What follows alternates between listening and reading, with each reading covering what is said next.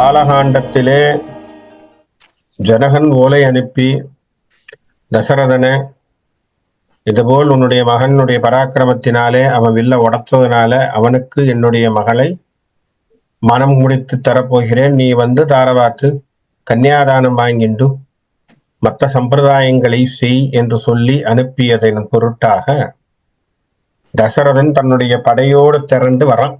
அந்த கதையைத்தான் பார்த்துட்டு இருந்தோம். இதுல பல வர்ணனைகள் இருக்குன்னு சொன்னேன். அதுல பல நிலங்களை அவர் சுட்டிக்காட்டி அந்த நிலங்களை எல்லாம் அவர் அப்படியே கடந்து வந்து அவர் மிதிலாபுரி என்று சொல்லக்கூடிய மிதிலை மாநகரத்துக்குள்ளே நுழைகிறார் சேனைகளோடு.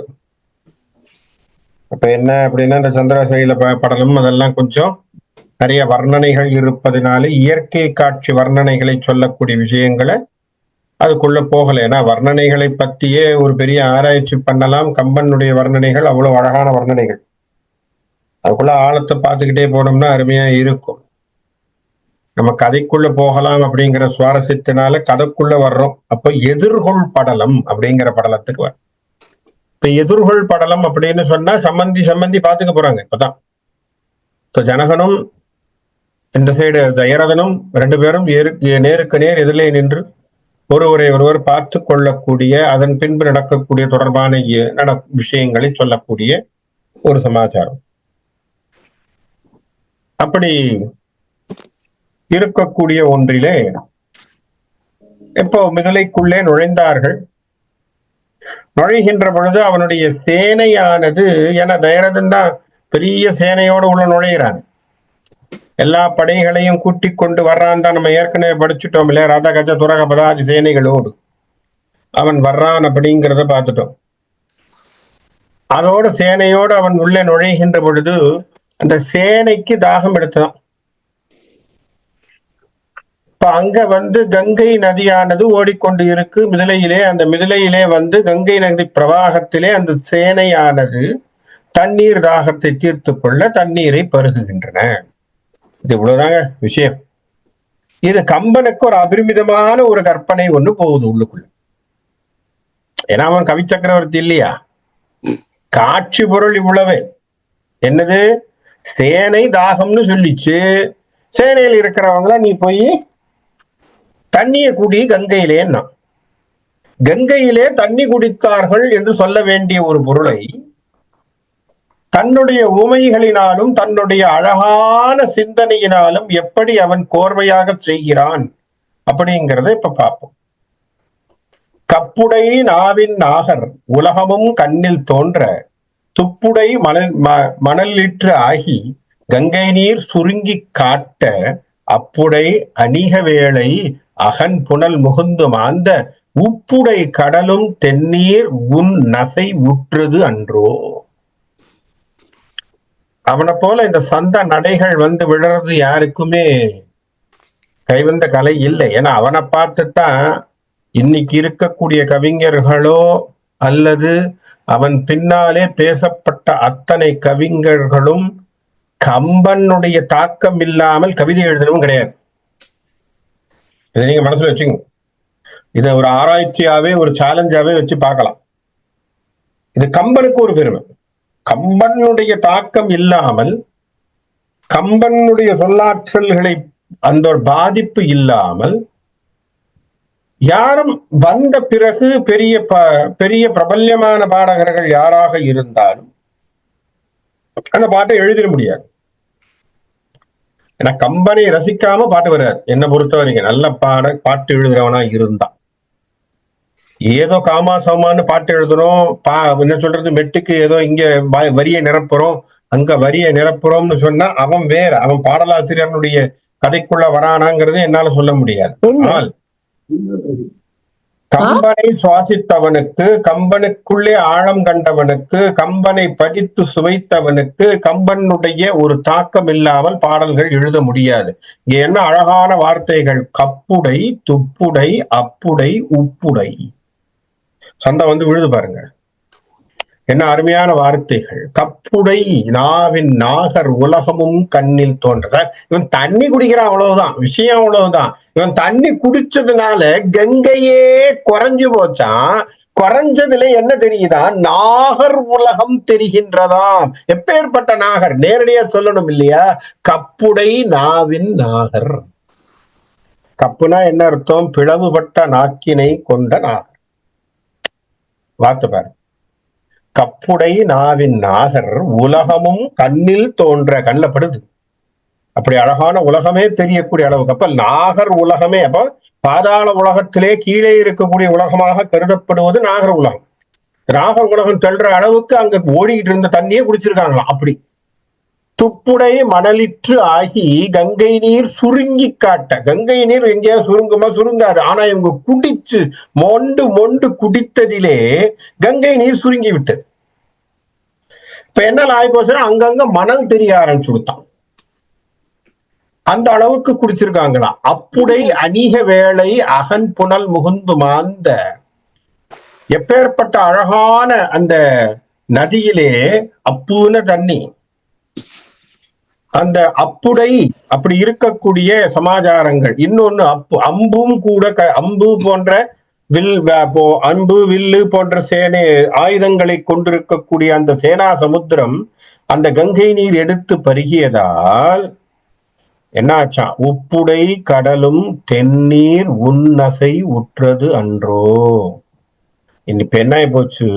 உப்புத்தன்மையுடைய தண்ணீரானது இது கடல். கடலுக்கு தாகம் வந்து விட்டது. இப்ப கேள்வி, கடலுக்கு எப்படி தாகம் வரும்? இல்லையா? கடலுக்கு தாகம் வருமா? கடல்ல தான் தண்ணி இருக்கே, தாகம் வருமா? வருமா?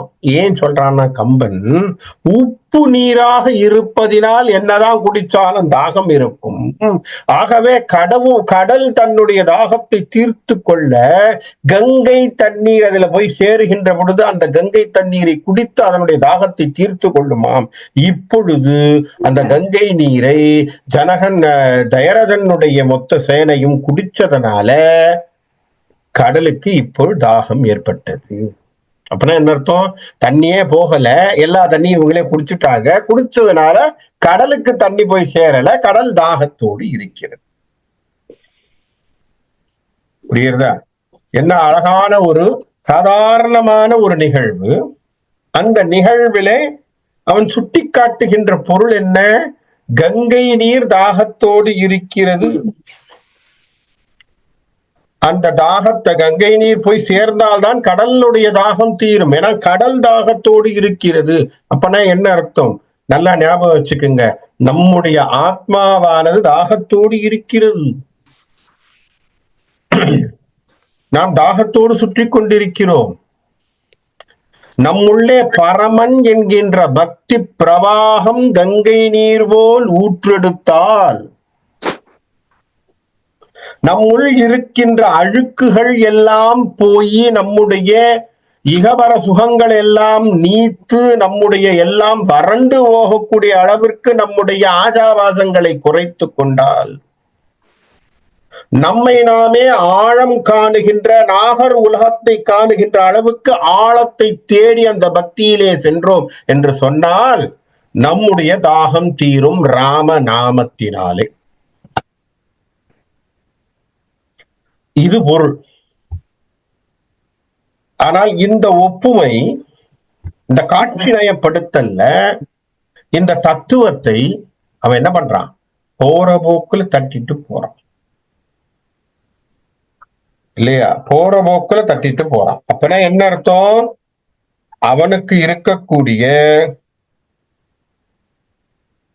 சமாச்சாரங்களை, அவனுடைய எழுத்துக்கள் அப்பேற்பட்ட வீரியமான எழுத்துக்கள். அதனாலதான் கவி சக்கரவர்த்திய ஒவ்வொரு பாட்டையும் நீங்க வச்சு வச்சு அனலைஸ் பண்ணி ரிசர்ச் பண்ணிட்டே இருக்கலாம். புரியுங்க? இதுல ஒரு பாட்டுக்கு நீங்க இவ்வளவு விளக்கம் தரலாம். இதே போல இது நான் சொன்னது கம்மி. இது போல எத்தனையோ விளக்கங்களை எடுத்து போட்டு வேதாந்த சூட்சுமங்களோடு அதை பார்க்க ஆரம்பிச்சோம்னா நமக்கு அவ்வளவு சுவாரஸ்யத்தை தரக்கூடியதா இருக்கும். சாதாரணமான இயற்கை விஷயங்களை அவன் விவரித்தது. ஆனா யோசிச்சு பாருங்க, எந்த அளவுக்கு பாடல்களை அவன் உயிரோட்டத்தோடு எழுதியிருக்காங்கிறது தான். அதுதான் காரணம். இல்லைன்னா ஏதோ வந்தோம், கையில பேனா கிடைச்சது, 4 பேப்பர் கிடைச்சது, எழுதலேன்னு எழுதல. வார்த்தைகளை நிரப்புவதற்காக ராமகாதை எழுதப்படவில்லை.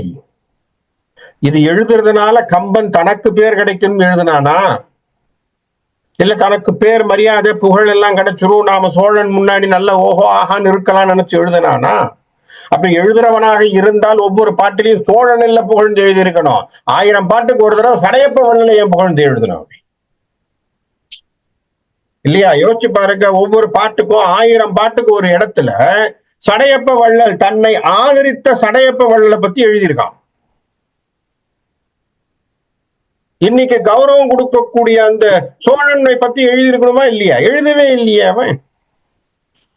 அப்போ பேர் புகழ் பட்டத்துக்கு அவன் எழுதல. உயிரோட்டமான தமிழாக அது இருக்க வேண்டும் என்பதற்காகத்தான் அது எழுதப்பட்டது. அதனாலதான் கம்பனுடைய பாடல்கள் அத்தனையும் சொற்கள் மந்திர சொற்கள், அதுல பொருள் பொதிந்த சொற்கள். அதை நம்ம என்னைக்கும் படிக்கலாம், என்னைக்கும் அதை பாராயணமாவே பண்ணலாம். அப்படியான ஒரு பால். அப்படி அவர்கள் மோண்டு அப்படி தண்ணி குடிச்சு வெளியில வர்றாங்க.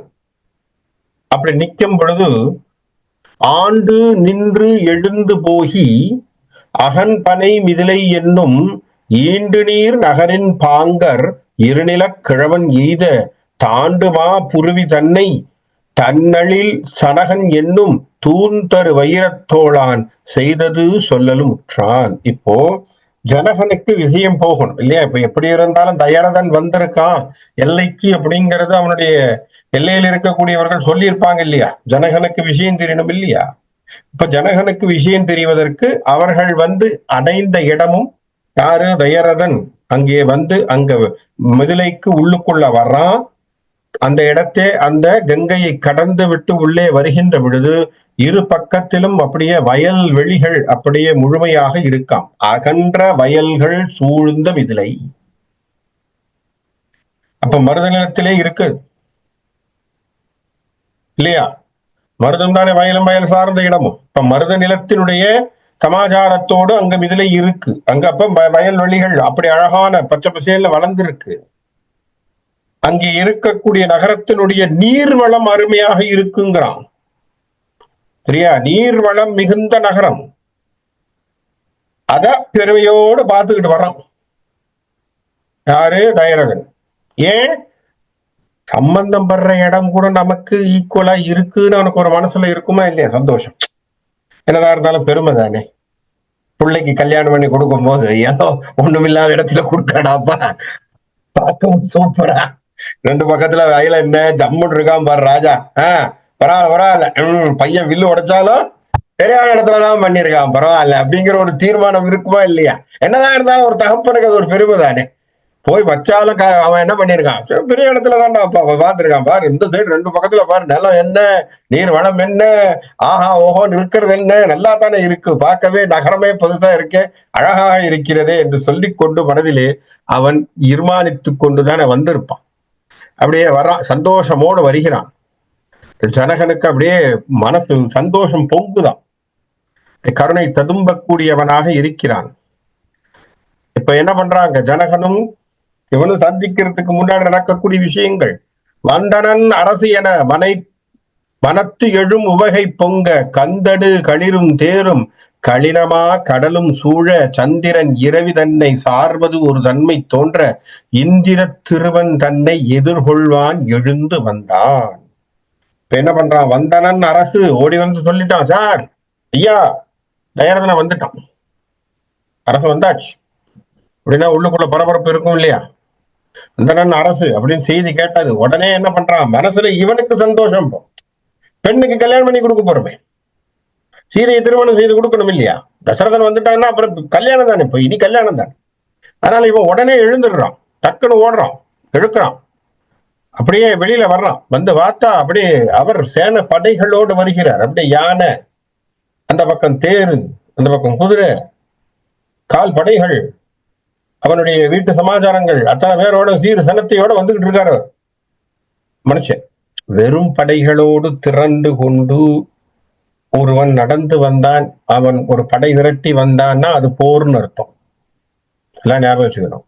இதே படையை திரட்டி கொண்டு அவன் வர்றான், ஆக்ரோஷமா வர்றான், கருணை இல்லை, கோபத்தோடு அவன் தாக்குவதனுடைய ஒரே எழுச்சியோடு ஓடி வேகமோடு வருகிறது அந்த படைகள் என்று சொன்னால், பார்க்கிறவன் மேலே இருந்து பார்க்கிறவனுக்கு என்னன்னு தோணும், கண்டிப்பா அது போர் முறை என்று புரிந்துவிடும். ஆனா இங்கேருந்து பார்க்கும்போது என்ன சொல்றான், இவன் பட்டத்து யானை மேல உட்கார்ந்து ஜம்மு நடந்து வர்றான், வெண்கொற்ற கொடைகள் கவிழ்கின்றன, அத்தனை பேரும் கையில கொடையோட வர்றாங்க, இத்தனை பேரும் சண்டைக்கு அவ்வளவு பெருசா வர மாட்டாங்க, இவ்வளவு பேரும் கையில என்ன வரிசை தட்டு என்ன அது என்ன இது என்னன்னு வரம்பொழுது இவன் திருமணத்திற்கு வருகிறான் என்பது புரிந்து இல்லையா? அதை பார்க்கறான், அங்கேருந்து பார்க்கறான். பார்த்தவன ஜனகனுக்கு ஒரே சந்தோஷம். இந்த சமுத்திரம் போல இருக்கக்கூடிய இடத்துல சந்திர சூரியன் தன்மையை ஒத்தவனாக அங்கே உலகத்தினுடைய ஒப்பற்ற நாயகனை போல் தயரதன் நடுவிலே வந்து கொண்டு இருக்கிறான். அப்படி பாக்குறான். சம்பந்தி அங்க தூரத்துல வர்றதை பார்த்துட்டான், வந்து நிக்கிறான். கங்கை நீர் நாடன் சேனை முற்று உல கடல்கள் எல்லாம் சங்கு இனம் ஆர்ப்ப வந்து சார்வன போல் சார பங்கையத்து அனங்கை தந்த பார்க்கடல் எதிர்வதே போல் மங்கையை பயந்த மன்னன் வளநகர் வந்ததே அன்றே. என்ன அருமையான பாடல்கள் இது பாருங்க, அருமையான பாடல்கள். இதெல்லாம் கம்பனை தவிர இப்படி ஒரு சமாச்சாரத்தை யோசிக்க முடியாதுங்கிறது. அதனால்தான் கம்பனை திரும்ப திரும்ப யோசிக்க வேண்டியது. மற்ற இருக்கக்கூடிய அத்தனை கடல்களையும் கூட அப்படி என்னன்னா, கங்கை நீர் நாடு சீதை என்பவள். இப்போ சீதையினுடைய பிறப்ப ஒரு நிமிஷம் யோசிப்போம். சீதை எங்கே பிறந்தாள்? சீதையினுடைய அவதாரம் என்ன? மகாலட்சுமியுடைய அவதாரமாக பேசுறோம், திருவினுடைய அவதாரம் இல்லையா? திரு எங்கே அவதரித்தது? பார்க்கடலிலே அவதரித்தது. நமக்கு ஞாபகம் இருக்கும், பார்க்கடலை கடைகின்ற பொழுது சந்திரன் வந்தான், சந்திரனுக்கு பின்னாடி மகாலட்சுமி வந்தா, அதுக்கப்புறம் சங்கு வந்தது, அதுக்கப்புறம் எல்லாம் வந்தது இல்லையா? அப்ப நமக்கு புரியுது இல்லையா? அந்த இடத்தை இங்கே ஒப்புமை, அந்த இடத்தை இவர் என்ன பண்றாரு, கொஞ்சம் இந்த இடத்துல கொண்டு வந்து வைக்க போறார். எப்படி பண்றாருங்கிறத பார்ப்போம். இப்போ சீதையினுடைய வீட்டுக்கு தயரதன் வர்ற மாதிரி இருக்கு. இப்ப திருமகளுடைய வீட்டை தேடி நாடி தயரதன் வர்றான். கரெக்டா? அப்படி புரிஞ்சுக்கோங்க. திருமகளுடைய வீட்டை தேடி நாடி தயரதன் வர்றான். இப்ப எங்க இருக்கா சீதை? ஜனகனுடைய மிதிலாபுரியிலே இருக்கா இல்லையா? அப்போ பார்க்கடலில் தோன்றிய சீதை இப்போ மிதுலையிலே மிகவும் ஓமித்து இருக்கிறாள். அவளை தேட என்ன பண்றானா, சீதையை மகளாய் பெற்ற ஜனகனை தேடி இவன் என்ன பண்ணிருக்கான், சங்குகள் எல்லாம் முழங்கி அப்படி வரும்பொழுது எல்லா இடத்திலையும் கடைந்து கடைந்து பார்க்கடலையும் கடைந்து வருகின்ற ஒரு பெரிய சேனையை போல் தன்னுடைய சேனைகளை திரட்டி கொண்டு திருவை நாடி வந்து கொண்டிருக்கிறான்.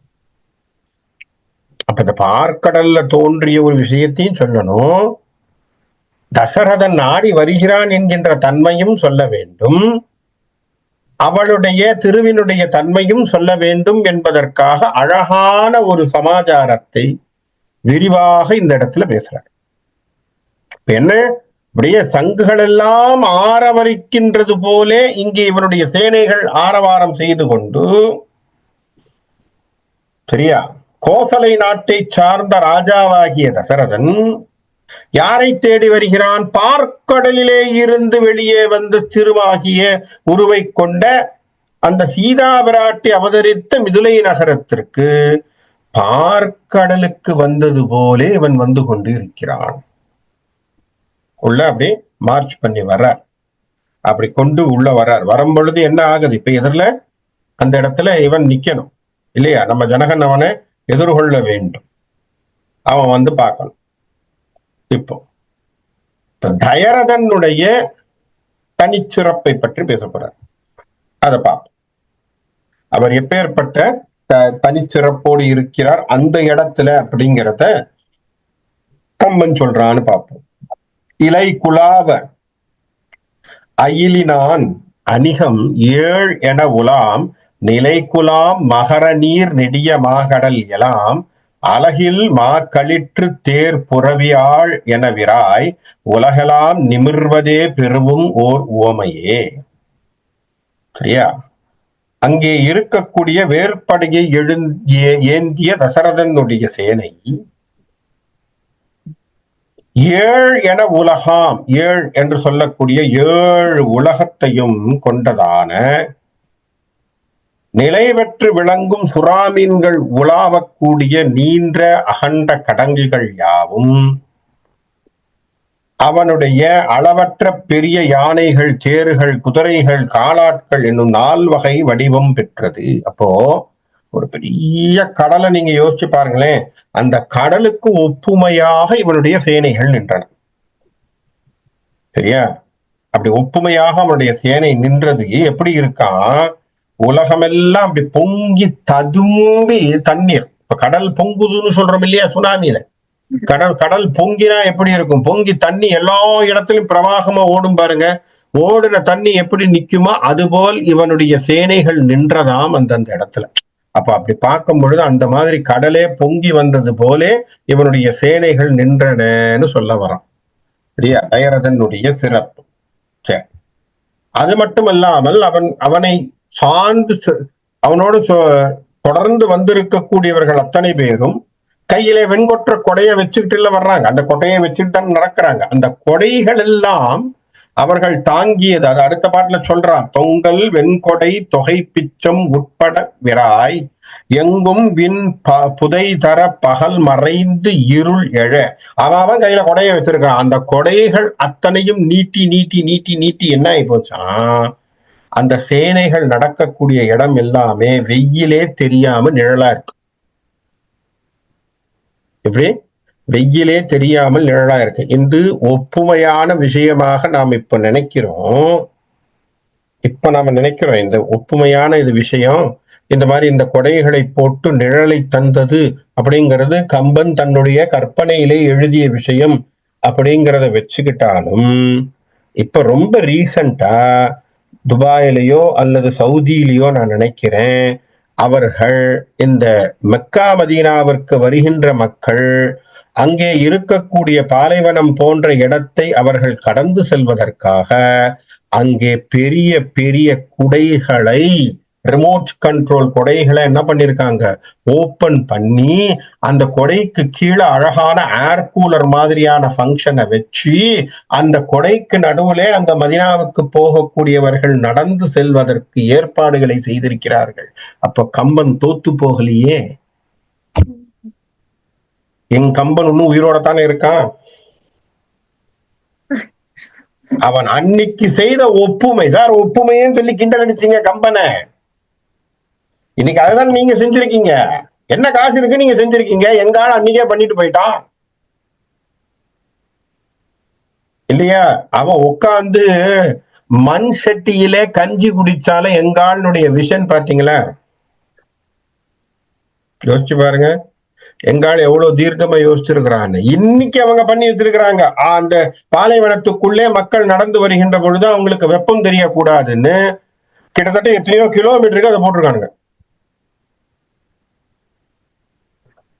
சரியா? அப்ப கொடையத்தான் ஜெயின்ஜாண்டி கொடை. அந்த கொடைக்கு கீழே பெருசு பெருசா 2-3 கொடைகள் சேர்ந்து வரும். இந்த கொடை விரிக்கப்படுது. கொடை விரிச்ச உடனே உள்ளுக்குள்ள போறானு மக்கள். அப்ப அந்த வெயிலுடைய ஒரு பெரிய பாதிப்பு இல்லாமல் நிழலிலே செல்வது போல் அவர்கள் அமைத்தார்களாம். எங்கேந்து வருது பாருங்க? நம்மால் எழுதின பாட்டுல வருது.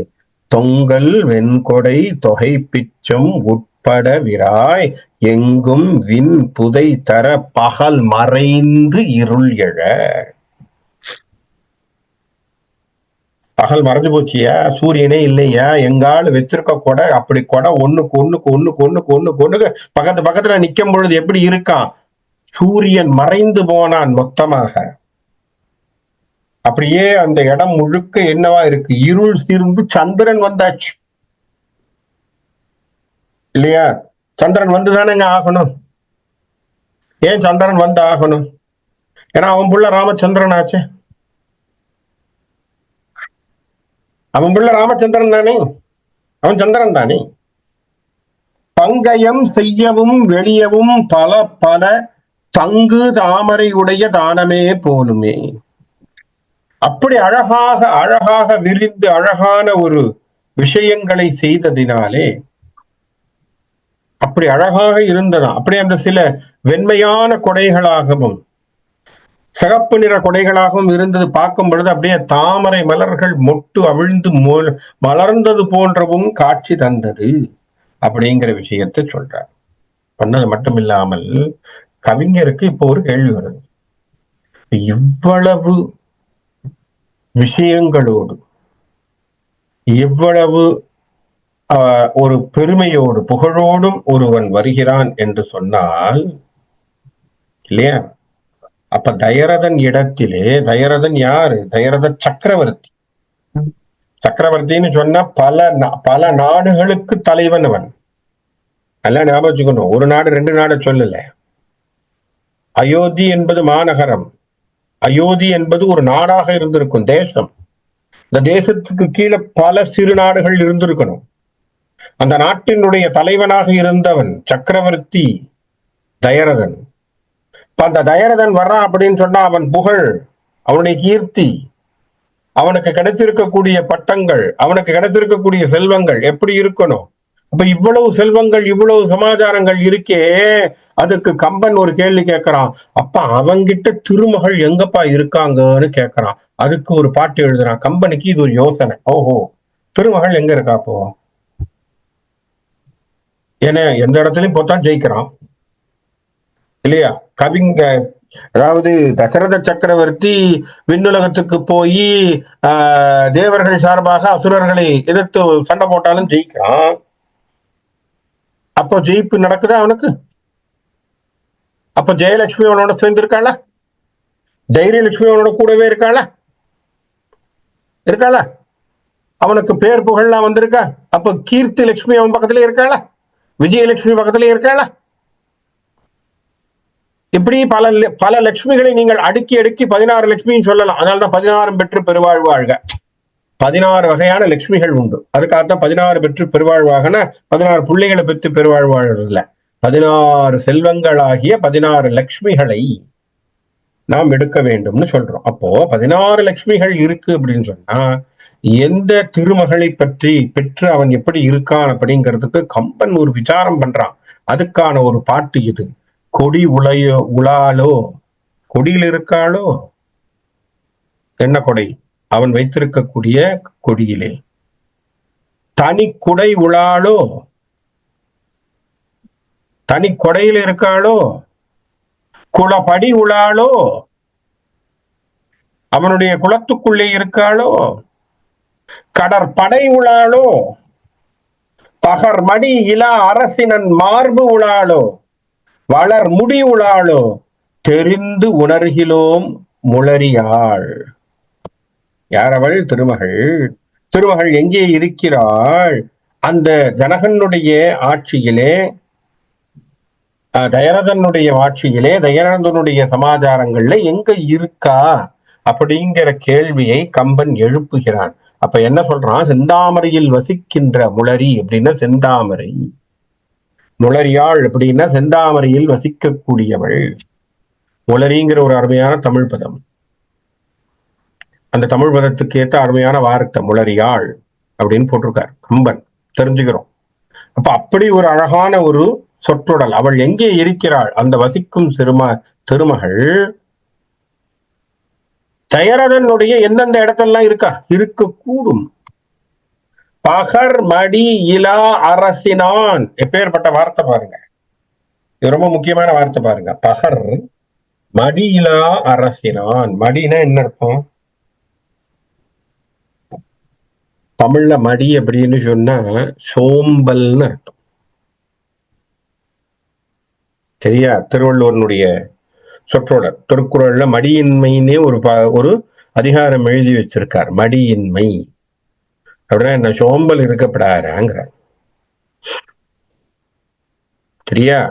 அப்போ பகர் மடியிலான் யாரு? அரசினன்.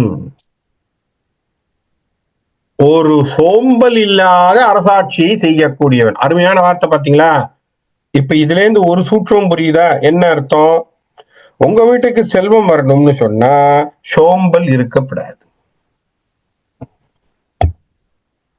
ரொம்ப சிம்பிள் டெக்னிக். புரியுதா? சோம்பல் தனம் இருந்து சோம்பேறித்தனம் இருந்ததுன்னா செல்வம் வர்றது கஷ்டம். அவ்வளவுதான். அவனுக்கு சோம்பல் இல்ல, பெயரவனுக்கு சோம்பல் கிடையாது. சோம்பல் இல்லாத அரசாட்சியும் செய்து கொண்டிருக்கிறான். அதுதான் அருமையான வார்த்தை. கூற சோம்பல் இல்லாத அரசாட்சியை செய்யக்கூடிய தசரதன், அவனுடைய தசரதனுடைய கொடியில் இருக்காளோ? அவனுடைய கொடியில் இருக்காளா? அவன் வச்சிருக்கக்கூடிய வெண்கொற்ற கொடையில இருக்காளா? அவனுடைய பரம்பரை பரம்பரையாக குலம்னா பரம்பரை, குலப்படியில் உளாளோ? அவனுடைய குலத்திலே இருக்காளா? பரம்பரை பரம்பரையா அவனுடைய சூரிய வம்சத்துல வந்திருக்கக்கூடியவர்கள், ரகுவம்சத்துல வந்திருக்கக்கூடிய பரம்பரையில வந்திருக்காங்களா?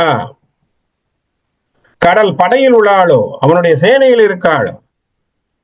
அல்லது அரசினன் மார்பு உளாளோ? அவனுடைய மனசுல மார்பில இருக்கிறாளோ? வளர் மடி உளாளோ? வளர் முடி உளாளோ?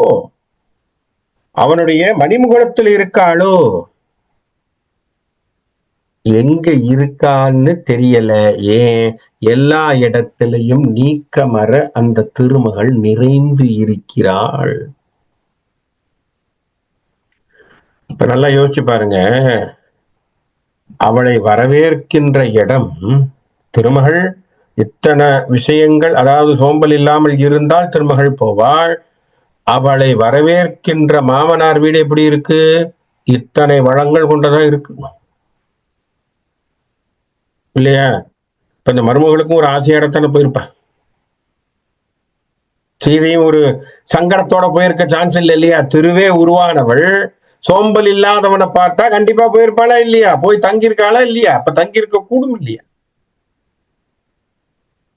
இல்லையா? நல்லா யோசிச்சு பாருங்க. கதையில நம்ம நல்லா புரிஞ்சுக்கணும். சீதை தானாகத்தான் ராமன் பின்னாலே போனாள். நான் என்ன மாமனார் என்னால் இருக்க முடியல, எனக்கு பிடிக்கல பேசல. அவ நீ எங்க போறியோ அது எனக்கு அயோத்தின்னு சொல்லிட்டு கிடந்தோம். அதான வாஸ்தவம். மாமனார் வீட்டுல அவளை போன்னு யாருமே சொல்லல இல்லையா? நல்லா யோசிச்சு பாருங்க. வரம் என்ன? கைகை கேட்ட வரம் என்ன?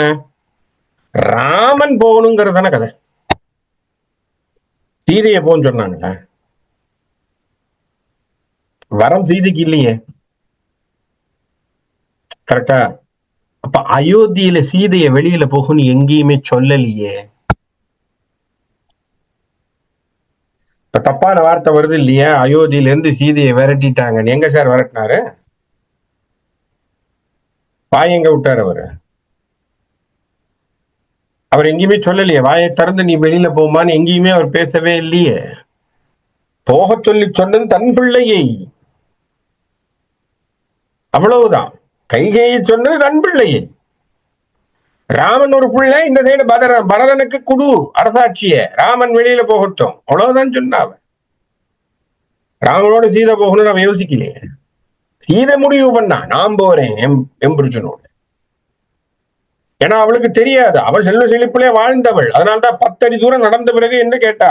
காடு வந்துருச்சான்னு கேட்டா ராமனை பார்த்து. தெரியாது அவளுக்கு. ஏன்னா காடுனா எப்படி இருக்கும் கூட அவளுக்கு தெரியாது. டைமென்ஷனே தெரியாது அவளுக்கு. Flora and fauna she only nose Mithilapuri, அவ்வளவுதான். அவ வாழ்க்கையில காடுனா என்னன்னே தெரியாது அவளுக்கு. பல விஷயங்கள் என்ன இருக்குன்னே தெரியாது. 4 அடி எடுத்து வச்சு கூட அரண்மனை விட்டு வெளில வந்த பிறகு 10 அடி வந்த உடனே கேட்டாளா ராமாவ, ஆமா காடு வந்துருச்சா, இப்போ காடு வந்துருச்சா, பரவாயில்லையா, காட்டுக்குள்ள வந்துட்டோமான்னு கேட்டாரா. அவர் சிரிஞ்சாரா. தொலைதூரம் நடந்தால் நீ சமதீனி என்று சொல்லி ஒரு பாட்டு ஒன்று இருக்கும், அழகான வார்த்தை. துளிரான வாய் நடந்து குளிர நகை செய்தானம்மா. ஹனுமானே இதை என்னன்னா, இதை எப்ப யோசிக்கிறா? அவ சுந்தரகாண்டத்துல அந்த வார்த்தையை சொல்லுவா. ஹனுமானிடத்திலே கூப்பிட்டு சொல்லுவா, ஹனுமானே சுவாமிக்கின்ற அவதாரம் செய்யும் ஐயா, நான் சொல்லக்கூடிய குறிப்பெல்லாம் சொல்லு. என்ன உலகறிய நகரை விட்டு கோட்டை வாசல் கடக்கும் முன்னே ஓங்குவனம் எங்கே என்று நாயகரை கேட்க ராமன் சொன்னாலாம், தொலை தூரம் நடைந்தால் நீ சமதீனி என்று சொல்லி. அப்ப இன்னும் கொஞ்சம் நடக்கணுமா, நீ என்ன கோட்டை வாசலே வந்துட்டு காடு வந்துட்டான்னு கேட்ட என்ன அர்த்தம்? போகணும், நீ வரேன்னு சொன்னதுனால கூப்பிட்டு வரேன், இன்னும் போக வேண்டிய தூரம் நிறைய இருக்கு வான்ட்டான் ராமன். என்ன அழகான வார்த்தைகள்! இதெல்லாம் தான் ராமாயண காப்பியத்திலே புரிஞ்சு கொள்ளக்கூடிய விஷயங்கள். திருவை அவன் என்றைக்குமே தயரதன் வெறுத்தது அல்லன். ஆகவேதான் அவனை சுத்தியே எல்லா இடத்திலையுமே அத்தனை செல்வங்களும் குட்டி கிடந்ததினாலே தான் கம்பனுக்கு இந்த ஒரு ஆச்சரியமான பாட்டு எழுது. எதுல போய் உட்கார்ந்துருக்கா அவன்? கொடியில் இருக்காளா, அவனுடைய படையில் இருக்காளா? ஏன்னா படையை வச்சுதான் ஜெயிக்கிறான். இவனோட படையில் இருக்காளோ? சரி, அவனுக்கு கமாண்ட் கொடுக்கறது இவன் தான். அப்ப அவனுடைய மனசுல மார்பிள் இருக்காளோ? இல்ல அவனுக்கு எப்பொழுதுமே அந்த மணிமகுடம் இருக்கணுங்கிறதுக்காக பர்மனண்டா இருக்கிறதுனால அந்த மணிமகுடத்துல உட்கார்ந்து இருக்காளோ? எங்க இருக்கா? எல்லா இடத்திலையுமே அவன் இருக்கா. எங்கே?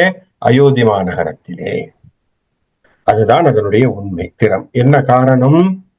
எப்படியும் நீங்கள் அயோத்தியிலே சீதையை கண்டுவிடலாம். பாத்தீங்களா? ஒண்ணு ஞாபகம் வச்சுக்கோங்க, ராமன் பிறந்த இடத்திலே சீதை உரு வருவதற்கு முன்பே சீதையினுடைய அம்சங்கள் அங்கே இருந்திருக்கு. நான் சொல்ற பாயிண்ட புரிஞ்சுங்க. சீதை பிசிக்கலா வரல, ஆனால் திருமகளுடைய அம்சமாக வெற்றி, கீர்த்தி, தைரியம், தனம், தானியம், புகழ், சம்பத்து அத்தனை லட்சுமி தானே.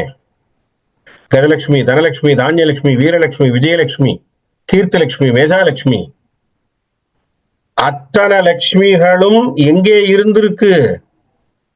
ஏற்கனவே அயோத்தியில இருந்திருக்கு. இவ பிசிக்கலா வர வேண்டியதுதான் பாக்கி, ராமன் கூட்டிட்டு வர வேண்டியதுதான் பாக்கி. புரியுதா? இதுதான் நடந்திருக்கு. சோ ராமன் என்கின்ற ஒருவர் அந்த லக்ஷ்மி என்கின்ற ஆத்மாவை பரமாத்மாவோடு சேர்ந்து அந்த பரமாத்மாவை கூட்டிக் கொண்டு வந்த வைபவம் தான் ராம சீதை திருமணம். அதுதான் விஷயம். ஏன்னா அவள் ஏற்கனவே இங்க நீக்கமர நிறைஞ்சிருக்கா, மாறவே இல்லை. எல்லா இடத்துலயும் நிறைஞ்சிருக்கா. நிறைஞ்சிருந்ததுனாலே தான் அவளுக்கு அப்பேற்பட்ட ஒரு குணமும் அப்பேற்பட்ட ஒரு வரவேற்பும் அங்க கிடைச்சது.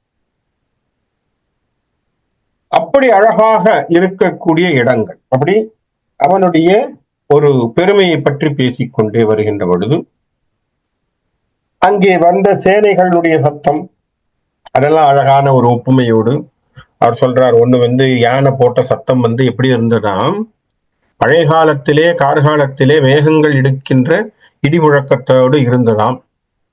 தேர் முழங்குகின்ற சத்தங்கள் எப்படி இருந்ததாம், சமுத்திரத்தினுடைய சத்தங்கள் போல இருந்ததாம்.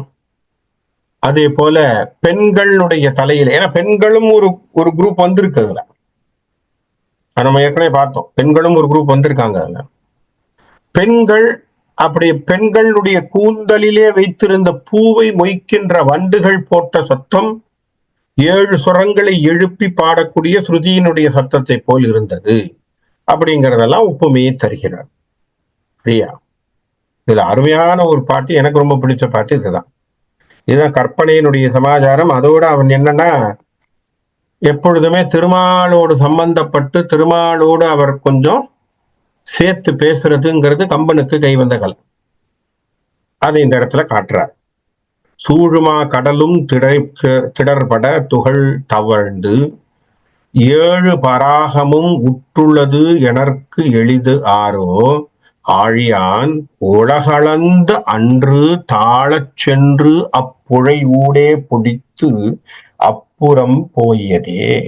இப்ப இந்த கற்பனை ஒரு வித்தியாசமான கற்பனை. வாமன அவதாரத்தை பத்தி படிச்சிருக்கோம். வாமன அவதாரம் என்ன பண்ணார்? வாமனா சின்ன பிள்ளையா இல்லையா, மாபலி இடத்திலே நான் யாகம் பண்ண போறேன், அதனால எனக்கு கொஞ்சம் இடம் வேணும், நான் பிரம்மச்சாரியா இருக்கிறதுனால நித்தியம் அக்னிஹோத்திரம் பண்ணணும், அதுக்காக எனக்கு இடம் வேணும் அப்படின்னு சொல்லி மாபலி இடத்துல கேட்கும்போது மாபலி சொல்றான், நீயே குட்டி பையனா இருக்கப்பா, சின்ன சின்ன பாதத்தை வச்சு நீ என்னடா பண்ண போற, நான் வேணா உனக்கா ஒரு இடம் தர்றேன், நீ கவலைப்படாது, இல்ல நீ கண்ணு கெட்ட தூரத்தை காட்டு, நான் எடுத்து உனக்கு கொடுத்துட்றேன், நீ எடுத்துன்னு போங்கிறான் மாபலி. அது நம்ம முன்னாடி பார்த்தோம். இது ஏற்கனவே வந்தது, பாலகாண்டத்துல முன்னாடியே வருது. இருந்தாலும் அது திரும்ப நான் உங்களுக்கு ரிமைண்ட் பண்றேன். இல்ல இல்ல, நானே அளந்தாதான் எனக்கு சந்தோஷம்னு அந்த குழந்தை சொல்லுது இல்லையா? நானே அளக்கணும், அளந்தாதான் எனக்கு, நான் எவ்வளவு அளக்குறேனோ அந்த அளவுக்கு நீ கொடுங்கிற மாவலி இடத்து. மாவலி சரின்னு ஒத்துக்கிறான். அதுக்குள்ள சுக்கராச்சாரியர் சொல்றாரு, இல்லப்பா அவன் வந்திருக்கிறவன் திருமால், உனக்கு தெரியல, அவர் ஏதோ ட்ரிக் பண்றாரு, நீ வேண்டாம், நீ ஏன் கையில இருக்கிறத கொடுத்துட்டு அனுப்பி விடு அப்படிங்கிறான். இல்ல இல்ல, அதெல்லாம் ஒண்ணும் பண்ண தேவையில்லை, அப்படி எல்லாம் ஒண்ணும் இல்லை, பார்க்க சின்ன குழந்தையா இருக்கான். இல்ல உனக்கு புரிய மாட்டேங்குதுன்னு சொன்ன உடனே சுக்கராச்சாரிய இடத்துல சொல்றான், வந்த பெருமாளே என்ன வந்து கேட்டாருன்னா ரொம்ப சந்தோஷம், அதை விட கொடுக்கறதுக்கு பாக்கியம் யாருக்கு இருக்குன்னு இல்லையா? பெருமாளே வந்து என்னிடத்துல கேட்டிருக்காருன்னா எனக்கு அதை விட பெரிய பாக்கியம் என்ன இருக்கு, அவர் கேட்கட்டும், நான் தர்றேன். மாபலி சொல்றார். சொன்ன உடனே சரி நீங்கள் எடுத்துக்குங்க, அப்ப தானமா கொடுத்தேன்னு குடுங்கிறான். தண்ணியை எடுத்து கீழே ஊத்தும் பொழுது என்ன பண்ணார் அவர்? பெரிய உருவத்தை எடுக்க ஆரம்பிச்சார. தண்ணியை கையில ஊத்திட்டே இருக்கும் பொழுது பெரிய உருவம் எடுத்துட்டார். எடுக்கிறார். விண்ணுக்கும் மண்ணுக்குமான ஒரு உருவத்தை எடுத்து கொண்டு நிக்கிறான் இல்லையா பெருமாள். அதனாலதான் அவருக்கு பேர் என்ன சொல்றான்? உலகளந்த பெருமாள்னு சொல்றோம். கரெக்டா? உலகளந்த பெருமாள். இப்போ இத கம்பன் அப்படியே இந்த ஒப்புமையை எடுக்கிறான். நல்லா யோசிங்க. ஒரு உருவம் மண்ணிலிருந்து விண்ணுக்கு புறப்பட்டு மேல போகின்ற பொழுது ஒரு காலை தூக்கி மேல வைக்குது இல்லையா? என்டையர் ஸ்கை, என்டையர் மேல இருக்கக்கூடிய யூனிவர்ஸ் ஒரு காலுக்குன்ட்டு, கீழே ஒரு பாதத்தை வச்சிருச்சு. என்டையர் கீழே இருக்கக்கூடிய உலகம் ஒரு பாதத்துக்கும் அப்படிங்கிற மாதிரி தானே வைக்குது. அப்போ ஒரு கால் மேலே ஸ்ட்ரெச் பண்ணுது இல்லையா? ஸ்ட்ரெச் பண்ணுகின்ற பொழுது அந்த ஸ்ட்ரெச்னால என்ன இருக்கும்? விண்ணுலகத்திலே ஒரு ஓட்டைய போட்டுக்கிட்டு மேல போயிருக்குமா. நான் சொல்ற புரியுதுங்களா? ஒரு விண்ணுலகத்துல ஒரு வேக்குவமே இருந்தாலும், இது கொஞ்சம் பிசிக்ஸ் தான், இந்த சயின்ஸ் சப்ஜெக்ட் புரிஞ்சிருக்கும். அந்த வேக்குவத்தை அதை பெனிட்ரேட் பண்ணிட்டு தானே மேல போயிருக்கும் அந்த ஸ்ட்ரெச் ஆன் ஆஃப் லெக்குங்கிறது. நான் சொல்ற புரியுதா? நல்லா புரிஞ்சுக்குங்க. ஒண்ணுமே இல்லைன்னு சொல்ல முடியல. ஒரு இடத்துல இங்கே ஒரு காற்றோ ஏதோ இருந்திருக்கு, அந்த காற்றை துளைத்து கொண்டு மேலே ஒரு கால் பாதமானது மேலே போனது சரியா? அந்த காற்றை துளைத்து கொண்டு அந்த துளைவுற்ற இடம் அப்ப வெற்றாதானே இருக்கு, இன்னும் அந்த இடத்துல எம்டியா இருக்கு இல்லையா? இப்ப அந்த இடத்தை இவர் நிரப்புறார் பாருங்க. இங்க தயரதன் தன்னுடைய சேனையோடு நடந்து வருகின்ற பொழுது சேனைகள் எல்லாம் சேர்ந்து தூசியும் துகளுமாக கிளப்பி கொண்டு வந்திருக்காங்க இல்லையா? அந்த கிளப்பி வந்த தூசி தும்மல் எல்லாம் அந்த ஒரு சின்ன ஃபனல் மாதிரி இந்த துளையை போட்டான் பாத்தீங்களா? அன்னைக்கு நெடியோனாக நின்று அந்த துளை வழியாக தேவேந்திர உலகத்துக்கு போய் விழுதான். எங்கேயும் கம்பேர் பண்ற பாருங்க இந்த மனுஷன். இதை நம்ம யோசிக்கமா கூட மாட்டோம். இந்த டைமென்ஷனான திங்கிங்கே கிடையாது. எதற்காக இவன் வாமன ரூபத்தை கொண்டு வந்து தயரதன் சேனையோட சேர்க்கணும்? காரணம் என்னன்னா, அப்படி ஒப்பில்லாத விண்ணையும் மண்ணையும் உலகளந்த பெருமாளாக இருக்கின்றவனை பெற்றெடுத்தவன் இந்த தயரதன். விண்ணுக்கும் மண்ணுக்கும் சம்பந்தமாக ரெண்டுத்தையும் சேர்த்து வைத்த அந்த பெருமாளை ஈண்டெடுத்தவன் யாரு? இந்த தயரதன் தானே. அவனுக்கு எவ்வளவு பெரிய பெருமை, பெற்றவன். அப்போ அவனுடைய துகள்கள் மேல வந்து படுதுன்னு சொன்னா, தேவேந்திர குலத்தில் இருக்கக்கூடிய தேவலோகத்திலே இருக்கக்கூடிய தேவர்கள் கூட அந்த துகள்களை பொடியாக பூசி நமஸ்காரம் செய்தார்கள் என்று சொன்னால் காரணம் அவனுடைய துகள்கள் இல்லையா? பரமானந்தத்தினுடைய துகள், பரபிரம்மத்தினுடைய துகள், அது நமக்கும் வந்து விழுந்திருக்குன்னு சொல்லும் போது சந்தோஷப்படும். அப்படி வந்து விழுந்ததாம், அப்படி ஒரு பொடியை அது கிளப்பி கொண்டு வந்தது அப்படின்னு சொல்றாரு. இதெல்லாம் வந்து இது கம்பெனிக்கே உரித்தான ஒரு தனித்துவம், கம்பெனிக்கே உரித்தான ஒரு சொல்லாடல் நயங்கள் எல்லாமே. அப்படி அழகான விஷயங்கள் எல்லாம் பேசி மண் நெடுங்குடை மிடைத்து அடையவான் மறைத்தர துன்னிடும் நிழல் வழங்கு இருள் துறப்ப எளிதாரோ பொன்னிடும் பூனிடும் புனை மணி கலன் எல்லாம் மின்னிடும் வில்லிடும் வெயில் இடும் நிலவும் இடும். இப்படி வெண்கொற்ற குடைகள் எல்லாம் கவிழ்ந்து நடந்து வருகின்ற பொழுது நான் ஏற்கனவே சொன்னேன், அதனால இருள் படர்ந்ததுனாலே அங்கு நிலா வந்துட்டது, நிலவும் இடும், சரியா, வெயில் மறைஞ்சு போச்சு. அப்படியான விஷயங்கள் எல்லாம் அங்க வந்து அங்கங்க ஒளிர்கின்ற சில ஆபரணங்கள் எல்லாம் அப்படியே என்னவா இருக்கான், நட்சத்திர கூட்டங்களை போல தெரிந்தது. அப்படியெல்லாம் அழகான அழகான விஷயங்களோடு, அப்பேற்பட்ட ஒரு விஷயங்களோடு அவர் வர்றார். வந்த உடனே நம்ம இந்த சைடு ஜனகன் என்ன பண்ணிட்டான், வர்றவங்க நம்ம சம்மந்திட கவனிடான்ட்டான். அதுக்கு ஒரு என்ன சொல்றான், ரிசப்ஷன் கமிட்டி ஒன்று போட்டான். அவங்க கிட்ட சொல்லிட்டான், டேய் அவர் வரும்போதே உள்ளுக்குள்ள வரும்பொழுதே மலர்கள் எல்லாம் தூவி அட்டகாசமா இருக்கணுங்கிற. அதனால அவங்க என்ன பண்றாங்க பாருங்க, தாயில் மன்னவர் பிரான் வர முரண் சனகனாம் ஏவரும் சிலையினான் எதிர்வரும் நெறியலாம் தூவு தன் சுண்ணமும் கனகனும் தூளியும் பூவியின் மென் தாதும் உகும் பொடியுமே பொடியெல்லாம்.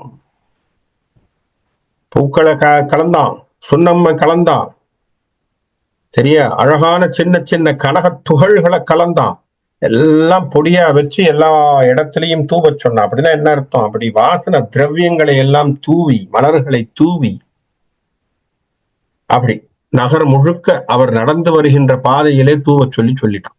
குளிர்ச்சியா இருக்கக்கூடியது எல்லாம். நறுவிரை தேனும் நாணமும் நறுங்குங்குமமும் செறி அகிழ் தேவையும் மா மதத்து எக்கரும் வெறியுடை கலவையும் விரிசை சாந்தும் செறிமத கழுளிப்பாய் சேருமே சேரு எல்லாம். நறுமணமுடைய தேன், நல்ல வாசனையுடைய குங்குமப்பூ, அகில்கட்டை, சந்தனம், கஸ்தூரி, மாமதத்து எக்கரும் அப்படின்னா கஸ்தூரின்னு பேர். அழமையான வார்த்தை கஸ்தூரி, சரியா.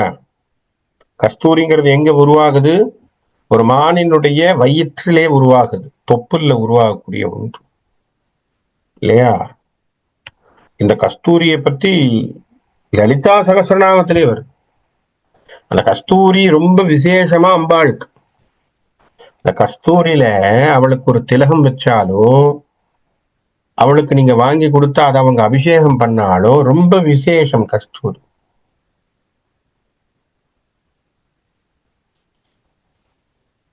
அப்படி சொல்லக்கூடிய இடம். அப்ப கஸ்தூரி ரொம்ப சந்தோஷமான விஷயம். அப்ப கஸ்தூரி வெறியுடை கலவையும், அவ்வளவு அழகான பரிமளங்கள் எல்லாம் வாசனைகள் எல்லாம் சேர்ந்திருக்கக்கூடிய பொருள்கள், செஞ்சாந்தும் செந்நிற சந்தனம், இது எல்லாம் சேர்ந்து அப்படியே தூவி, பொடிகள் எல்லாம் தூவி அவர்களை, வாசனாதி திரவியங்களை தூவி, பூக்களை தூவி அவனை வரவேற்கிறார்கள். அப்படி எல்லாம் தூவிக்கொண்டிருக்க மன்றலாம் கோதையார் மணியினும் பொன்னினும் சென்று வந்து உழவ அச்சிதைவு இலா நிழலின் பேர் வென்று தின் கொடையுடும் நெடுவிதனமும் விராய நின்று வெண்கொடையும் நெழுமே நிழல் எலாம். இப்படி அழகான எல்லா விதமான வாசனாதி திரவியங்களை கொடுத்தது மட்டும் இல்லை, எல்லா இடத்துலயும் என்ன பண்ணிருக்காங்க, அங்கங்க தோரணங்கள் எல்லாம் கட்டியிருக்கான். கல்யாணம்னா எல்லாம் பண்ணித்தானே ஆகணும். ரிசப்ஷன் கமிட்டியில எல்லாம் சொல்லியிருப்பானா இல்லையா, வாசலில் தோரணங்கள் கட்டுறது என்ன, அது என்ன, இது என்ன, பார்க்கவே ஒரு விழா காலமா இருக்கணுமா இல்லையா. பார்க்கக்கூடிய அளவுக்கு அப்படியே அங்கங்கே இருக்கக்கூடிய எல்லா கொடைகளையும் கட்டி அங்கங்கெல்லாம் போட்டு எல்லாம் பண்ணி இருக்கக்கூடியதை பார்த்தா அவ்வளவு அழகாக இருக்கு. அப்படி இருக்கின்ற இடத்திலே அப்படி வந்து தயரதன் ஒரு தேர்ல வந்து நிக்கிறான். இந்த எதிர்புறத்திலே ஜனகன் வந்து அப்படி நிக்கிறான். நின்ன உடனே அவன் என்ன பண்றான்னு பார்ப்போம். இருபெரும் மன்னர்கள் சேனையும் ஒன்றுதல். எல்லா ரெண்டு மன்னர்களுடைய சேனைகள் முதல்ல கலக்குது. ஏன்னா ஏற்கனவே அயோத்தியினுடைய சேனைகள் வருது, இவனுடைய சேனைகள் திரண்டு நிக்குது. ரெண்டும் ஒன்றை ஒன்று சேர்ந்து கொள்கிறார்கள். ரெண்டும் ஒருத்தர் கை கொடுத்துக்கிறாங்க. வாங்கப்பா வாங்க, நான் தான் சார் கமாண்டர் இன் சீஃப். ஓ நீங்க தான் சேனாதிபதியா? நான் தான் எங்க நாட்டுக்கு சேனாதிபதி சார், ரொம்ப சந்தோஷம் அப்படின்னு ரெண்டு பேரும் கை கொடுத்துக்கிறாங்க. நான் தான் காலாட்படை, நான் கப்பல் படை, நான் வந்து ஆயுதப்படை. அப்ப ஒருத்தன் தான் தேர்ப்படை, நான் தான் யானையை பார்க்கின்ற தலைவன். எல்லாம் கை கொடுத்துக்கிறாங்க. ஒருத்தர் குசலம் விசாரிக்கிறது. எத்தனை வருஷமா நீ வேலை பார்க்கிற? அப்படியா, பரவாயில்ல. நம்ம ஊரா இருந்தா நம்ம என்ன பேசியிருப்போம், எத்தனை வருஷமா வேலை பார்க்கிற, சம்பளம் பரவாயில்லையா? அதுதான் அடுத்த கேள்வியா இருக்கும். சம்பளம் பரவாயில்ல, ஜோதி போடுறானா இல்ல எங்க சைடா வந்துரு, நாங்க நல்லா அந்த கேள்வி இல்லை, ஏன்னா அவ்வளவு சந்தோஷத்தோட அங்க இருந்திருக்காங்க. அதனால ரெண்டு பேரும் ஒரு சேனையும் இன்னொரு சேனையும் கலந்து சேருகிறது. மாறியிலா மதுகையான் வருப்பெரு கானை போல் ஊறு பேர் உவகையும் அணிகன் வந்து உற்றபோது எரியில் ஓதையினோடும் எரிதிரை பறவை மேல் ஆறு பாய்கிறது ஒரு அமலை போல் ஆனதே. அப்படி வந்து நிக்கிறாங்க. அப்படி ஓசையோடு இவர்கள் வந்து நிக்க அந்த சைடுல இருக்கக்கூடிய சேனைகளும் திரண்டு வந்து ஒருத்தர் பார்த்து முகுந்து நிக்கின்ற பொழுது ஜனகன் இப்போ தயரதனை பார்க்கறான். தயரதன் ஜனகனை பார்க்கறான். பார்த்து அவன் என்ன செய்யறான் பாருங்க. கந்தையை பெருகரி சனகனும் காதலோடு உந்து ஓத அறியாது ஓர் தன்மையோடு உலகு உளோர் தந்தையே அணைய அத்தகவினன் முன்பு தன் சிந்தையே பெரு நெடுதேரில் வந்து எய்தினான். எப்படி வந்து பார்த்திருக்கான்? யானை சேனைகளை கொண்டு ஆளக்கூடியவனான சனகன், சரியா, ஆசையினாலே உந்தப்பட்டு அங்கே வந்திருக்கக்கூடிய எல்லோருக்கும் உலகத்திற்கே தந்தை என பெயர் பெற்றவன் யார்? தயரதன். சரியா? உலகுளோர் தந்தையே அணைய. அருமையான வார்த்தை பாருங்க. என்ன வார்த்தைங்க? உலகுளோர் தந்தையே அணைய. அப்ப ஏன் ஜனகன் தந்தை இல்லையா? ஏன் தயரதனை தந்தை என சொன்னான்? எல்லாம் யோசிக்கணும். இது ஒரு டெக்னிக்கல் பாயிண்ட் இருக்குதுல்ல. டெக்னிக்கலா பார்த்தா ஜனகன் தந்தை இல்லை. ஏன்னா adopted girl, he is not biological father. கரெக்டா? He is not biological father. அவர் எடுத்து வளர்த்ததுதான் அந்த பொண்ணை, அவ்வளவுதான். ஏன்னா உலகத்திலே அவள் அவதரித்தாள், அவ்வளவுதான். ஆனால் இங்கே தசரதனுக்கு பிறந்த பிள்ளை, அந்த பெருவாகிய அந்த பெரிய விஸ்வமாகிய விஸ்வம் என்று சொல்லக்கூடிய விஷ்ணு பகவான் அப்பாவா ஏத்துக்கிட்டு வந்திருக்கு. நல்லா யோசிச்சு பாருங்க, நல்லா யோசிங்க. அப்பாவா ஏத்துக்கிட்டு வந்திருக்கு. இங்கே திருமகள் கண்டெடுக்கப்பட்டாள். ரெண்டுத்துக்கு வித்தியாசம் பாருங்க. நல்ல உங்களுக்கு புரியுதா? நான் சொல்றது புரிய டைமென்ஷன் புரியும் நான் நினைக்கிறேன். நான் சொல்லக்கூடிய ஆங்கிள் நல்லா புரிஞ்சுக்கிங்க. இங்க அவர் வருகின்ற முதலே இவர் என்ன சொன்னார்? ராமர், நான் தசரதனை அப்பாவாக கொள்ள போகிறேன். பரமாத்மா அப்பான்னு டிக்ளேர் பண்ணது எல்லாருக்கும் அப்பா தானுங்களே. கரெக்ட் தானே? பரமாத்மா ஒருவரை அப்பான்னு சொல்றாருன்னா அவர் எல்லாருக்குமே அப்பா மாதிரி தானே. அந்த வார்த்தை சரிதானேங்க? உலகுளோர் தந்தையே அணைய. உலகத்தில் இருக்கக்கூடிய அத்தனை பேருக்கும் தந்தையாக இருக்கக்கூடியவன் தானே தயரதன். ஏன்? பரமாத்மாவுக்கு அப்பா தானே, பெற்றெடுத்தவன், பரமாத்மாவை பெற்றெடுத்தவன். அப்ப அவனை பார்க்கின்ற பொழுது ஜனகன் பார்த்து சொல்றான், அப்ப தந்தையே அணையன என்ன அர்த்தம்? தந்தையை போன்ற ஒரு கருணையும் பாசத்தோடும் இருக்கக்கூடியவன் அத்தகவினன் முன்பு தன் சிந்தையே பொறு நெடுத்தேரின் வந்து ஈட்டினான். தன்னுடைய தேர்ல வந்து நிக்கிறான். சரியா? வந்து நிக்கிறான். நின்ன உடனே இப்ப என்ன சொல்றான்?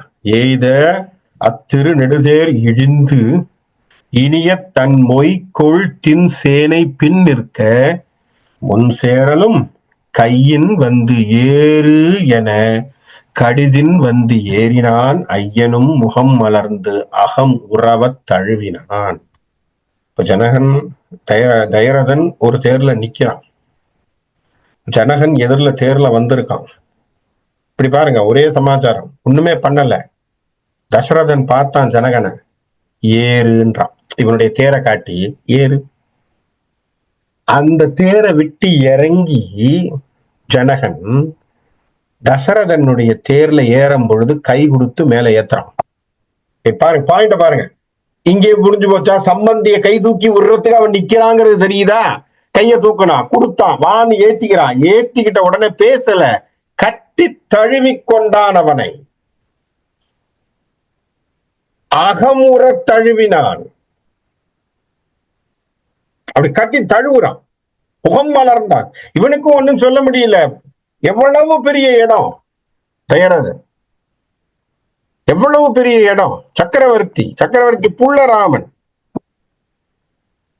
அவன் நாளைக்கு மாப்பிள்ளை எனக்கு. அப்படியே அவனே சந்தோஷத்துல நிக்கிறான். இவன் கூப்பிடுறான், வான்னு. எவ்வளவு பெரிய மரியாதை பாருங்க. வா பக்கத்துல நில்லு. சக்கரவர்த்திக்கு துணையாக அவ்வளவு பெரிய மனுஷன் பக்கத்துல நில்லுன்னு சொன்னா நல்லா யோசிச்சு பாருங்க. பிரைம் மினிஸ்டர் போற போக்குல எதிரில நின்று, வாப்பா என் பக்கத்துல நின்று போட்டோ எடுத்துக்கோன்னு சொன்னா எப்படி இருக்கும்? சொல்ற புரியுதா உங்களுக்கு பாயிண்ட்? அவ்வளோ பெரிய ஆளு பக்கத்துல விட்டு பாப்பா நில்லு அப்படின்னு சொன்னா எப்படி இருக்கும்? யோசிச்சு பாருங்க. நீங்க மினிஸ்டரே இருங்க சார், நீங்க மினிஸ்டரா இருங்க, இல்ல நீங்க ப்ரொவின்சியல் லெவல்ல பெரிய ஆளா கூட இருங்க, நீங்க ஒரு பெரிய பணக்காரனா கூட இருங்க. ஆனால் உங்களை மதித்து இந்த நாட்டில உயர் பதவியிலே இருக்கக்கூடிய ஒருவன் உங்களை மதித்து உங்க பக்கத்துல நின்று, வாமா என் பக்கத்துல நின்று போட்டோ எடுங்க. நம்ம சொல்றோம் இல்ல, சில சமயங்கள் போறோம், பெரிய பாடகர் நடந்து போறார், ஒருத்தர் போட்டோ எடுக்கணும்னு பார்த்தா ஓடி வாங்க, பக்கத்துல நின்று போட்டோ எடுங்கன்னு சொல்றாருன்னு வைங்கோ. நம்ம என்ன சொல்றோம்? வீட்டுக்கு சந்தோஷத்துல, ஐயோ இவ்வளவு பெரிய மனுஷன்ப்பா, இந்த பக்கத்துல நிக்க சொல்லி சொன்னோம்ப்பா, சொல்றோமா இல்லையா? இவ்வளவு பெரிய மனுஷன்பா, என்ன சொல்றது, வெரி கிரவுண்டட்பா, அப்படியே ரொம்ப கீழே அப்படியே அந்த அளவுக்கு இருக்கான்ப்பா. ரஜினிகாந்த் சொல்லும் போது அப்படிதான் சொல்லுவாங்க. ஏன்னா is a man who is always down to earth. தன்னுடைய ஒரு படமும் பாடம் இதுவே கிடையாது அவனுக்கு.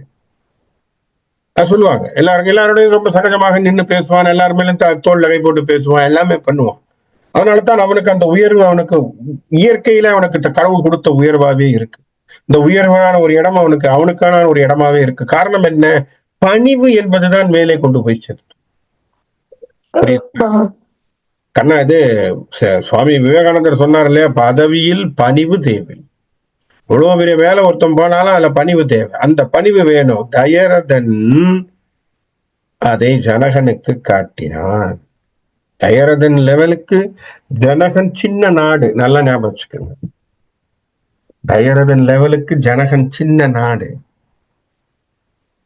ஆனால் தயரதன் என்ன பண்றான்? தன் தேர்ல ஏறு, தனக்கு சமமா நிக்க வைக்கிறான் பாருங்க. அங்கதான் நின்னுட்டான். அதனால்தான் அவன் என்ன சொன்னான்? உலகிற்கோர் தந்தை, ஞாபகம் வச்சுங்க, தந்தை, உலகத்துக்கெல்லாம் தந்தையானவன். காரணம் என்ன? அவனுக்கு அந்த மனசு. அதனாலதான் அவன் என்ன சொன்னா, ஏறு அப்படின்னு சொன்னான். வந்த உடனே என்ன பண்ணா? பேசவே இல்லை, கட்டி தழுவிக்கிட்டான் என்று சொல்லப்பட்டது. அப்படியாக ஒரு சந்தோஷமாக சம்பந்தியும் இப்ப கலந்துருக்காங்க. இதுக்கு பேர்தான் சம்பந்தம் கலக்கிறதுன்னு பேர். இதுல இருந்து அருமையான விஷயங்கள் எல்லாம் கத்துக்கலாம். நம்முடைய தமிழ் முறைகளிலே என்னென்னலாம் இருந்திருக்கு. கம்பன் எழுதின தமிழ் முறை தான், மாற்றமே இல்லை. ஏன்னா தமிழ் பாதிப்புல தான் அவன் எழுதியிருக்கான். ஆகவே அவன் எழுதியிருக்கிறது அத்தனையுமே அப்படித்தான். அப்படி 2 பேரும் சேர்ந்த பிறகு அவர்கள் என்னென்ன செய்தார்கள், எப்படி அந்த திருமணத்தினுடைய நடவுகள் நடந்தது அப்படிங்கறதெல்லாம் வருகின்ற பாடத்துல இன்னும் விரிவா பார்ப்போம். அருமையான இடங்கள் இருக்கு, ராமனுடைய திருமணம் இருக்கு, வைபவங்கள் இருக்கு, அதெல்லாம் பார்க்க போறோம். பார்த்தா இன்னும் கொஞ்சம் இதுல பாலகாண்டம் முடிஞ்சும்.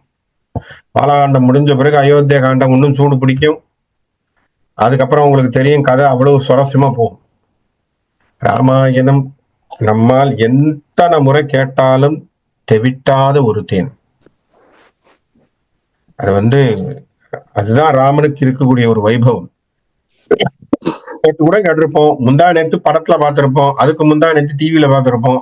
திருப்பியும் ராமாயணத்தை பத்தி யாராவது பேசினா நமக்கு கேட்கதான் தோணும், வேண்டான்னு ஒதுங்க தோணாது. ஏன்னா அந்த கதையினுடைய ஈர்ப்பு அமைப்பு. அதுதான் ராமாயணத்திலும் மகாபாரதத்துக்கும் இருக்கக்கூடிய பெரிய ஒரு சமாச்சாரம்னு சொல்லி இன்னைக்கு இந்த இடத்துல நான் நிறுத்துறேன். அடுத்த வாரம் மிச்சம் இருக்கக்கூடிய விஷயங்களை பற்றி நாம பேசுவோம்.